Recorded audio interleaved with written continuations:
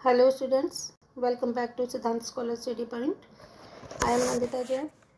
आज इस वीडियो में हम पढ़ेंगे MSD 5 इग्नू का जो सब्जेक्ट है हमारा साहित्य सिद्धांत और समालोचना, उसका पार्ट काव्य हेतु।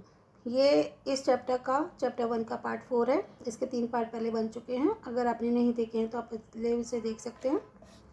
चलिए स्टार्ट करते हैं। काव्य हेतु क्या होता है? तो काव्य हेतु के संबंध में भारतीय आचार्यों के विचारों पर प्रकाश डालिए। तो हमें भारतीय जो आचार्य हैं उनके बारे में भी पढ़ना है, संस्कृत के और पाश्चात्य जो विद्वान हैं उनके बारे में भी पढ़ना है।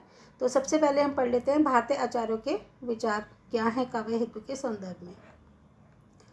काव्य हेतु से तात्पर्य है वह तत्व या उपादान जो काव्य रचना का कारण है।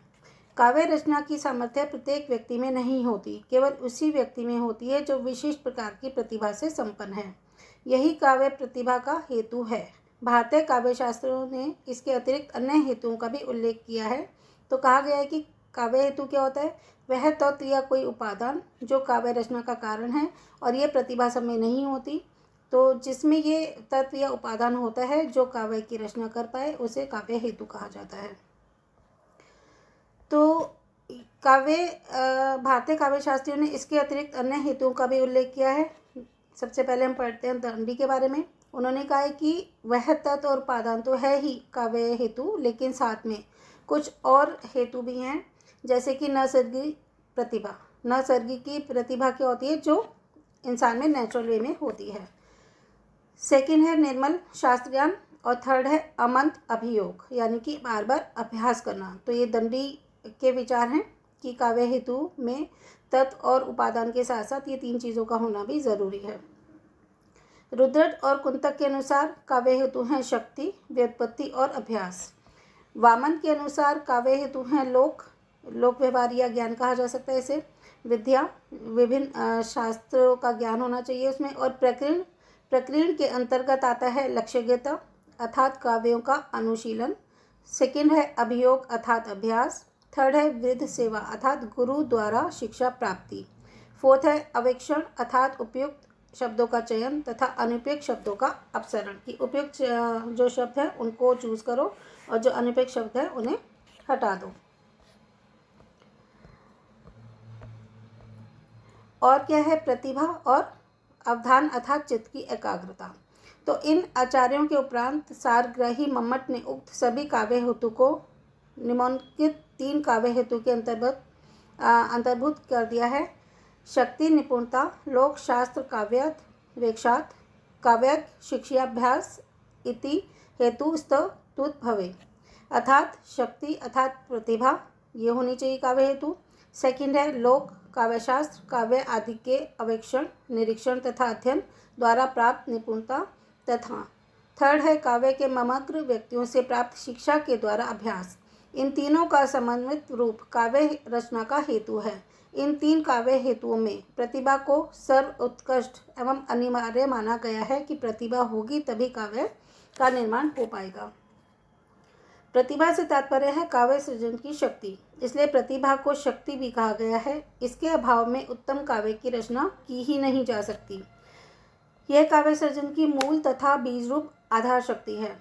प्रतिभा के 2 भेद माने गए हैं। कार्यत्री प्रतिभा जो कवि में होती है और जिसके द्वारा काव्य सृजन होता है, और सेकंड है भावयित्री प्रतिभा जो सहृदय पाठक में होती है, जो उस कविता को पढ़ता है और जिसके द्वारा काव्यार्थ को ग्रहण किया करता है, उसके मन को समझता है तथा उसका मूल्यांकन करता है। कार्यत्री प्रतिभा के 3 भेद माने गए हैं। नंबर 1 सहजा जो पूर्व जन्म के संस्कारों से प्राप्त होती है। सेकंड है आहार्य जो इस जन्म के संस्कारों से प्राप्त होती है, तथा थर्ड है औपदेशिकी जो तंत्र मंत्र दैवी कृपा या गुरु की कृपा से प्राप्त होती है। संस्कृत काव्यशास्त्र में प्रतिभा के कार्यों पर भी विचार किया गया है। भट्टोत ने प्रतिभा को नवोश में शालिनी अर्थात नई नई उद्भावना करने वाली शक्ति कहा है, तथा अभिनव गुप्त ने भी इसी बात को भिन्न शब्दों में स्वीकार किया है। उन्होंने उसे अपूर्व वस्तु निर्माण क्षमा प्रज्ञा कहा है।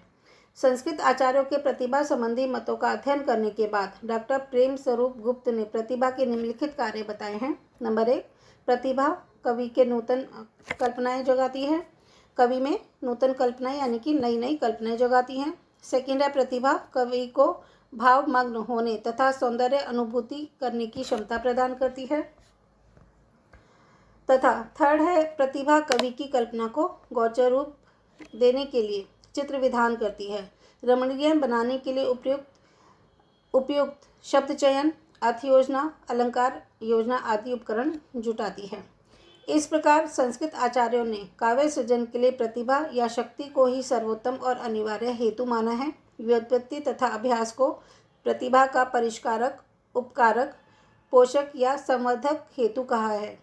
व्युत्पत्ति से तात्पर्य है वह निपुणता जो काव्य शास्त्रों के अध्ययन से प्राप्त होती है तथा लोक व्यवहार ज्ञान द्वारा प्राप्त की जाती है, उसे बहुज्ञता भी कह सकते हैं।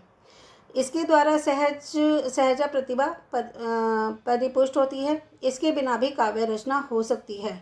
अशिक्षित ग्रामीण लोकगीतों के रचयिताओं की वाणी बिना व्युत्पत्ति के ही लिखी गई थी और अध्ययनशील काव्यशास्त्र के ज्ञाता व्युत्पत्ति के होते हुए भी काव्य रचना नहीं कर पाते।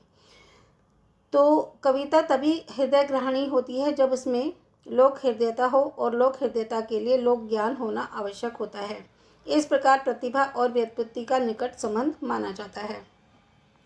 जहाँ तक अभ्यास का प्रश्न है, वह भी प्रतिभा का उपकारक है, क्योंकि कविता केवल अनुभूति की सहज अभिव्यक्ति नहीं है, वह साधना है, भावयोग है, समाधि है। कवि निरंतर साधना से प्रतिभा का परिष्कार करता है, उसे निखारता है, चमकाता दमकाता है। कवि की आरंभिक रचनाओं में वह दीप्ति नहीं मिलती जो उसकी अंतिम रचनाओं में दिखाई देती है, क्योंकि धीरे धीरे जब अभ्यास होने लगता है तो अब आरंभिक रचनाओं में वो दीप्ति, वो लौ नहीं होती जो अंतिम रचना में होती है, क्योंकि तब तक उसे अभ्यास हो गया होता है। जयशंकर प्रसाद की कविता प्रेम पथिक में वह सौंदर्य एवं उदात्तता कहाँ है जो उनके महाकाव्य कामायनी में है। कामायनी जयशंकर प्रसाद का बहुत ही उत्तम महाकाव्य है। कारण है कि कवि की निरंतर साधना, जिससे उनकी कला का निरंतर विकास हुआ है। तो प्रेम पथिक में वो बात नहीं थी जो कि कामायनी में है जयशंकर प्रसाद जी की। सारांश यह है कि काव्य सृजन के मूल प्रेरक तत्व को काव्य हेतु कहते हैं और काव्य रचना का अनिवार्य हेतु है प्रतिभा। व्युत्पत्ति तथा अभ्यास प्रतिभा के ही परिष्कारक एवं पोषक हेतु हैं। तो इस वीडियो में हमने पढ़ा कि काव्य हेतु क्या हैं। अभी यह थे हमारे संस्कृत के आचार्य। अब हम पढ़ेंगे पाश्चात्य विद्वानों द्वारा प्रतिपादित काव्य हेतु पर प्रकाश डालिए। ये हम नेक्स्ट वीडियो में पढ़ेंगे। इस वीडियो में इतना ही। Thanks for watching.